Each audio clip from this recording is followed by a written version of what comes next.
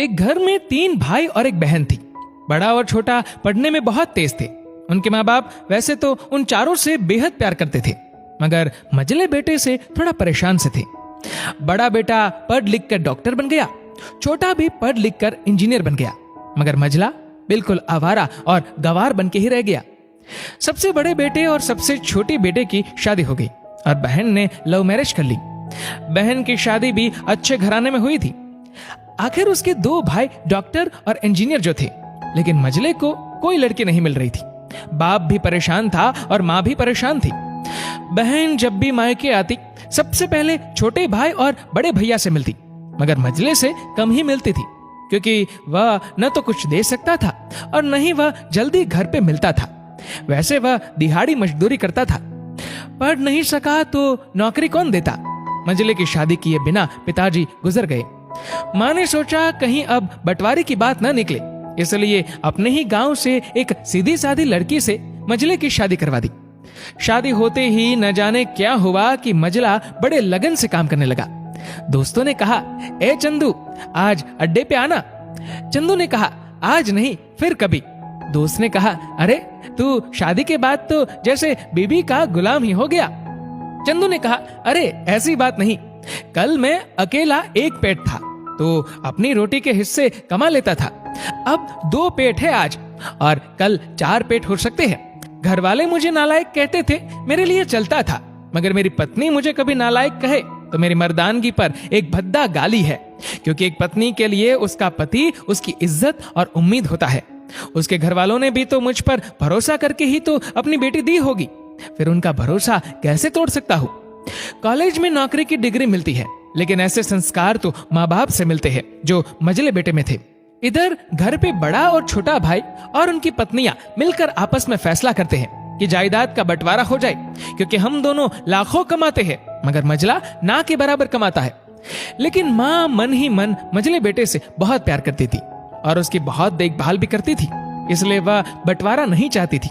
उसने बंटवारे के लिए दोनों बेटों को मना किया, लेकिन माँ के लाख मना करने पर भी बंटवारा की तारीख तय होती है।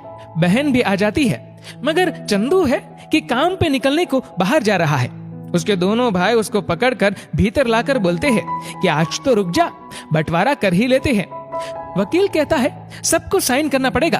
चंदू ने कहा, तुम लोग बंटवारा करो, मेरे हिस्से में जो समझ में आए दे देना, मैं शाम को आकर अपना बड़ा सा अंगूठा चिपका दूंगा पेपर पर। बहन ने कहा, अरे बेवकूफ, तू गवार का गवार ही रहेगा, तेरी किस्मत अच्छी है कि तुझे इतने अच्छे भाई और भैया मिले।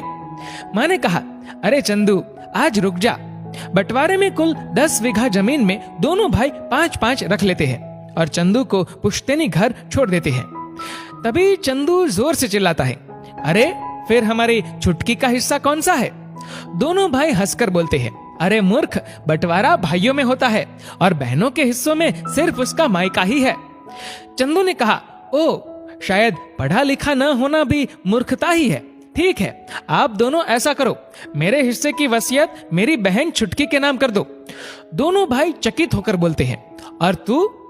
चंदू माँ की ओर देख के मुस्कुराते बोलता है, मेरे हिस्से में माँ है ना। फिर अपनी बीबी की ओर देखकर बोलता है मुस्कुरा के, क्यों चंदूनी जी, क्या मैंने गलत कहा? चंदूनी अपनी सांस से लिपट कर कहती है, इससे बड़ी वसीयत क्या होगी मेरे लिए कि मुझे माँ जैसी सासू मिली और बाप जैसा ख्याल रखने वाला पति। बस यही शब्द थे जिसने बंटवारे को सन्नाटे में बदल दिया। बहन दौड़कर अपने गवार भैया से गले लगकर रोते हुए कहती है कि माफ कर दो भैया मुझे, क्योंकि मैं समझ न सकी आपको। चंदू ने कहा, इस घर में तेरा भी उतना ही अधिकार है जितना हम सभी का। मेरे लिए तुम सब बहुत अजीज हो, चाहे पास रहो या दूर। माँ का चुनाव इसलिए किया ताकि तुम सब हमेशा मुझे याद आओ, क्योंकि ये वही कोख है जहां हमने 9 महीने गुजारे। माँ के साथ तुम्हारी यादों को भी मैं रख रहा हूँ। दोनों भाई दौड़कर मजले से गले मिलकर रोते रोते कहते हैं, आज तो तू सचमुच का बाबा लग रहा है। सबकी पलकों पे पानी ही पानी। सबने बंटवारे का फैसला त्याग दिया और सब एक साथ ही रहने लगते हैं। दोस्तों, इस वीडियो को लेकर आपकी क्या राय है नीचे कमेंट करके जरूर बताएगा। और अगर आपको वीडियो अच्छा लगा हो तो इस वीडियो को लाइक करेगा, शेयर करेगा ज्यादा से ज्यादा लोगों तक। और ऐसे ही और भी इंस्पिरेशनल वीडियोस के लिए सब्सक्राइब करें हमारे यूट्यूब चैनल को और फेसबुक पर फॉलो करें हमारे पेज को। धन्यवाद।